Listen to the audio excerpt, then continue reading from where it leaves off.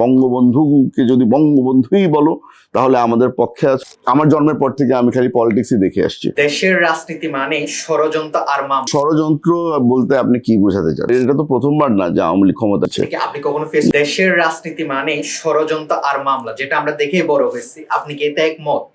মানে স্পেশালি আওয়ামী লীগের 16 বছরের ইরাতে আমরা দেখলাম মামলার ষড়যন্ত্র। দেখেন, ষড়যন্ত্র বলতে আপনি কি বোঝাতে চাচ্ছেন? এখানে তো অনেক ধরনের ষড়যন্ত্র থাকে। রাজনীতিবিদদের যে এক অন্যের প্রতি একটা শ্রদ্ধা থাকে, ওই জিনিসটা আওয়ামী লীগ হচ্ছে আপনার ক্রিয়েট করতে পারে না। ওটা ক্রিয়েট, দেখেন আমি আমার জন্মের পর থেকে আমি খালি পলিটিক্সই দেখে আসছি। এই জিনিসটা বলা দরকার আছে যে এমন একটা, এটা তো প্রথমবার না যে আওয়ামী লীগ ক্ষমতায় ছিল, এটা তো আগেও আওয়ামী লীগ ক্ষমতায় এসছে। আমরা আগেও দেখেছি, এরশাদ সাহেবের পলিটিক্সও আমরা দেখেছি, বিএনপির পলিটিক্সও আমরা দেখেছি।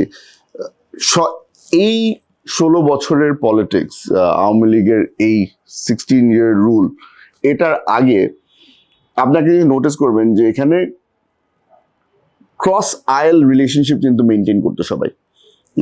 বিএনপির নেতাদের সাথে আওয়ামী লীগের নেতাদের কিন্তু একটা ভালো সম্পর্ক ছিল, ডানপন্থী নেতাদের সাথে বামপন্থী নেতাদের একটা ভালো সম্পর্ক ছিল, ব্যক্তিগত সম্পর্ক। পলিটিক্সে তারা ভিন্ন মত হতে পারে, কিন্তু তাদের একটা ব্যক্তিগত সম্পর্ক ছিল, যে জিনিসটা খুবই ইম্পর্টেন্ট। একটা সোশ্যাল আন্ডারস্ট্যান্ডিং, একটা সোশ্যাল ফ্রেন্ডশিপ যদি আপনার না থাকে, তাহলে কোনো সময় আপনি নেগোশিয়েট করতে পারবেন না। আর politics is all about negotiation. আপনার এখন আমরা কি করছি? এই এতগুলো রিফর্মের কথা বলা হচ্ছে, ইটস অল নেগোশিয়েশন। আমরা প্রত্যেকদিন বসছি, সালাউদ্দিন আহমেদ স্যার প্রত্যেকদিন বসছে, নেগোশিয়েট করছে আমাদের অপোজিশন যারা হবেন, অথবা যারা আমাদের ভিন্ন মতের যারা রাজনীতি করে।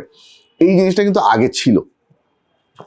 এই গত 16 বছরের মধ্যে শেখ হাসিনা যে সিদ্ধান্তটা নিল, অথবা খালি শেখ হাসিনার কথা বলবো না, মনে হয় যে পুরো আওয়ামী লীগ যে সিদ্ধান্তটা নিল, নো মোর নেগোসিয়েশন, ওই you are with us or against us, ওই ধরনের একটা পজিশন নিয়ে ফেললো যে তোমরা যদি আমাদের চেতনায় বিশ্বাস করো, বঙ্গবন্ধুকে যদি বঙ্গবন্ধুই বলো তাহলে আমাদের পক্ষে আছো, না হলে তোমরা সব জেলে যাও, ফাঁসি দিব, জেল দিব, এই হবে।